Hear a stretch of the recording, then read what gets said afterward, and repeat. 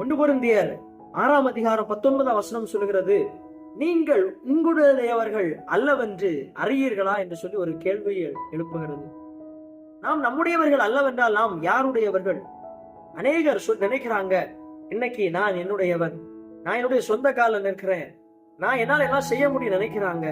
ஆனா உன்னை நாம் தெரிந்து கொள்ள வேண்டும், நாம் நம்முடையவர்கள் அல்ல, நாம் கிறிஸ்துவால் பெற்றுக் கொள்ளப்பட்டவர்கள். அடுத்த வசனம் சொல்லுகிறது, கிரயத்திற்கு கொல்லப்பட்டவர்கள், மனுஷர்களுக்கு அடிமைகளாக ஆகாதிருங்கள்.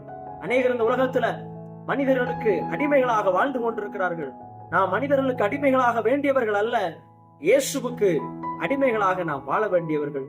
நாம் இயேசு கிறிஸ்துவின் இரத்தத்தினால நாம் மீட்கப்பட்டவர்கள். அதனால நாம் சாதாரணமாக ஒரு ஆலயத்தை எவ்வளவு சுத்தமாக வைத்திருக்கிறோமோ அதை விடவும் நம்முடைய இருதயமாகிய ஆலயத்தை சுத்தமாய் வைத்திருக்கும் போது கர்த்தர் நம்மை ஆசீர்வதிப்பார். நாம் தேவனுடையவர்கள்.